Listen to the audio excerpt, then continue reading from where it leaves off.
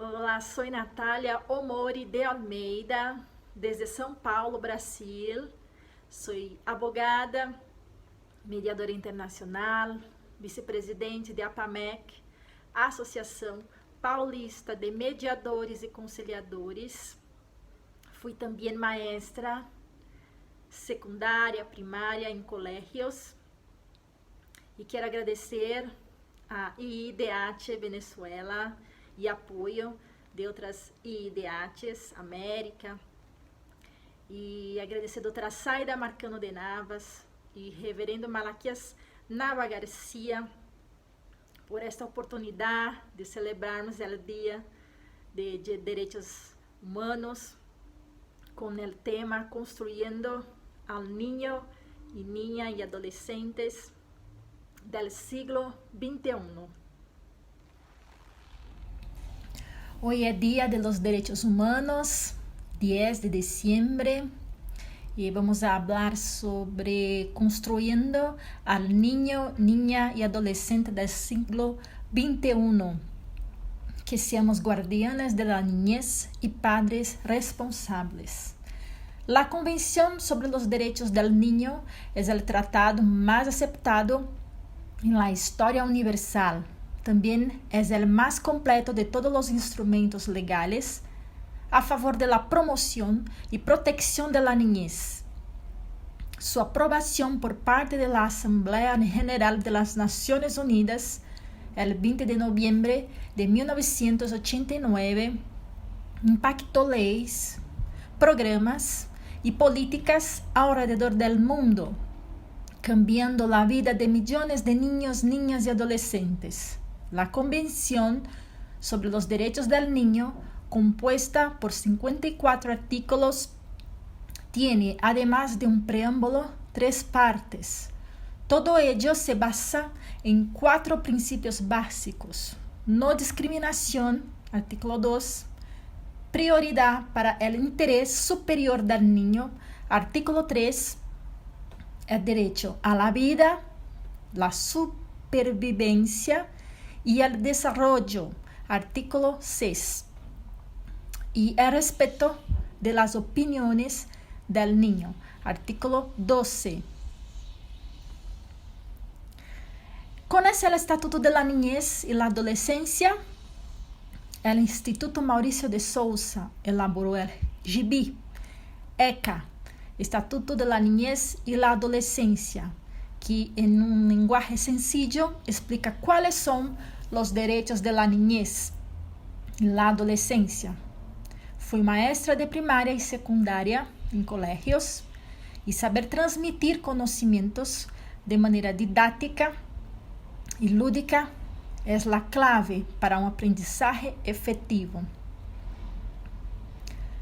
La Convención establece en el derecho internacional que los Estados partes deben asegurar que todas las niñas y niños, sin ningún tipo de discriminación, se beneficien de medidas especiales de protección y asistencia, sean informados de sus derechos y participen en las decisiones que afecten sus derechos.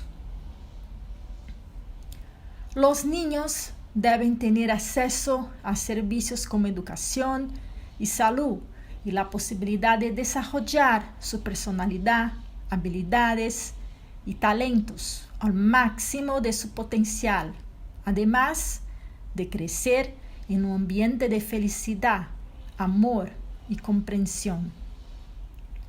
A pesar de los avances, las desigualdades persisten, dejando a millones de niños, niñas y adolescentes privados de sus derechos fundamentales, sin escolarizar, sin acceso a la atención médica o expuestos a diferentes formas de violencia y explotación.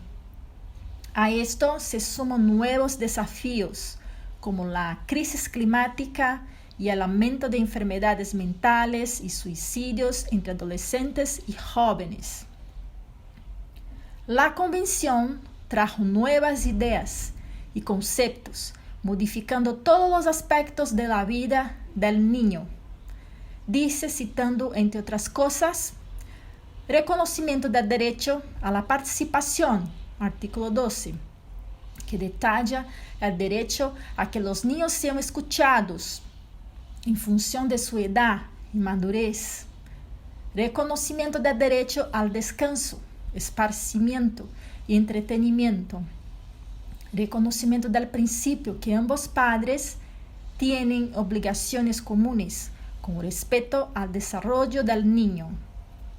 Reconocimiento del derecho de los niños, niñas y adolescentes que pertenecen a minorías étnicas, religiosas o lingüísticas a tener su propia cultura, religión y idioma.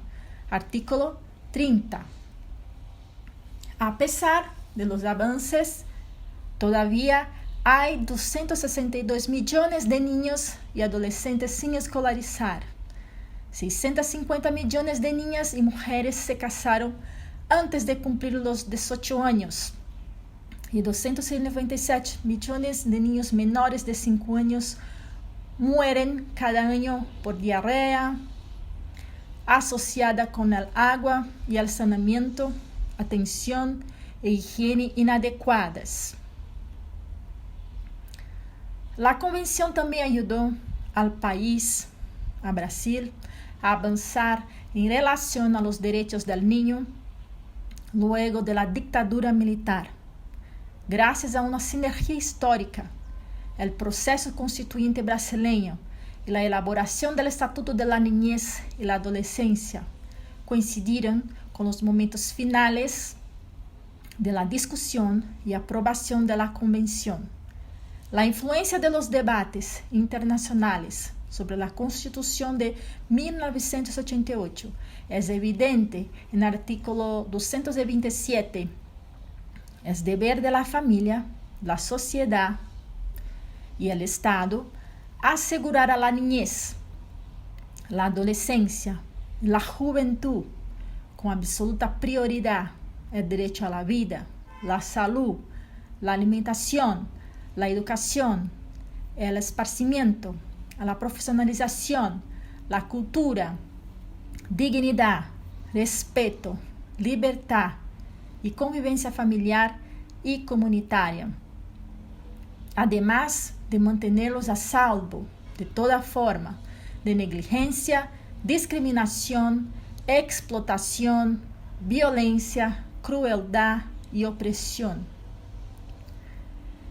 En Brasil, la ECA, el Estatuto, creó el Consejo de Derechos y el Consejo de Tutela. El primero incorpora la participación popular de las comunidades en la formulación de políticas públicas, explica Benedito dos Santos de UNICEF, quien también formó parte del grupo de redacción del Estatuto. El Consejo Tutelar, en cambio, funciona como mediador de conflictos, segundo él. Fue la forma que encontramos para hacer que los niños excluidos se inscriban en el Estado de Derecho. Hoy, según el abogado Paulo Afonso Garrido de Paula, dice, los consejos de tutela cumplen este rol como un instrumento cercano a la comunidad para hacer florecer los derechos de la niñez. La aprobación de la Convención sobre los Derechos del Niño en la Asamblea General de las Naciones Unidas el 20 de noviembre de 1989 se produjo en un momento en que Brasil, al mismo tiempo que atravesaba una grave crisis económica, vio un futuro mejor gracias a la nueva Constitución de 1988 y la celebración de la primera elección directa para presidente desde el golpe militar de 1964. Para la niñez y la adolescencia, la nueva Constitución representó una serie de avances en línea con varios principios de la Convención. El reconocimiento del derecho de todos los ciudadanos a la salud y la educación, la creación de dispositivos de garantía específicos para la niñez y la adolescencia y el énfasis en la descentralización de las políticas públicas significó un nuevo hito para el desempeño de los gobiernos y las organizaciones de la sociedad civil. A lo largo de 1988 y 1989, la discusión sobre la nueva legislación brasileña sobre la niñez también se concretó en lo que se convertiría en el Estatuto de la Niñez y la Adolescencia, dado que el trabajo se llevó a cabo en grande parte en paralelo con la definición de la Convención. El esfuerzo de la sociedad civil brasileña, con el apoyo de UNICEF, fue incorporar los parámetros del texto internacional en la legislación nacional, lo que hizo la ECA, Estatuto da Criança e do Adolescente, y con éxito.